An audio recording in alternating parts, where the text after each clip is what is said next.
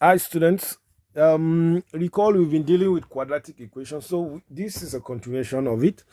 Now, in this case, we have a question where we are given an equation 2x squared plus bx plus c, and we are told that one of its root is 3 times the other. So we should prove that 3b squared is equals to 32c.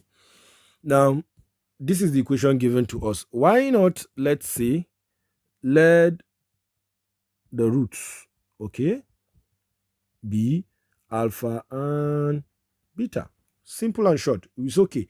Now let's go to the statement, the main statement in the question. It says that one root is 3 times the other. So why not, let's say,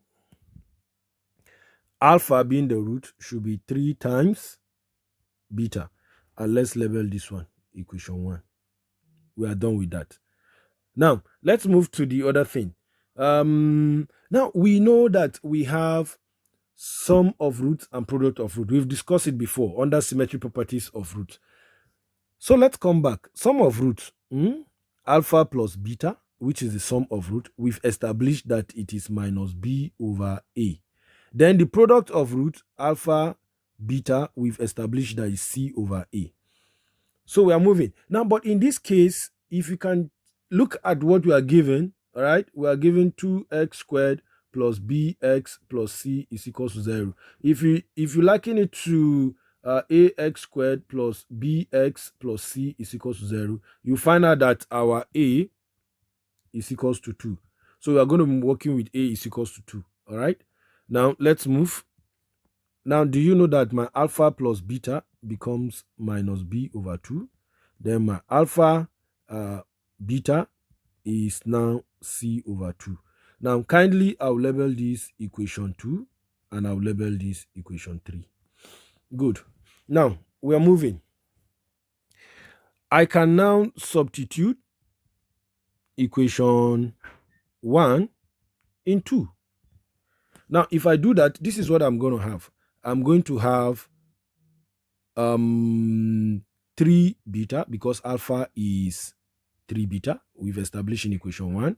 Then plus beta is equals to minus b over 2. We're done. So here we have 4 beta is equals to minus b over 2. Dividing through by 4, our beta becomes minus b over 8. So I'm done with this. I know what beta is. If I wish, I can say this is equation 4. All right. Then let's substitute. That is the next step now. Substitute equation 1 in equation 3 in 3. So I'm going to have 3 beta, of course, into beta is equals to c over 2. Now this is going to be 3 beta squared is equals to c over 2. All right. Now beta squared is going to be c over 6 if you divide through by 3. Now let this be my equation 5. Now equation 4 gave us the expression for beta. So why not substitute? Why not let's substitute equation 4 in 5. Straight up, this is what you are going to have.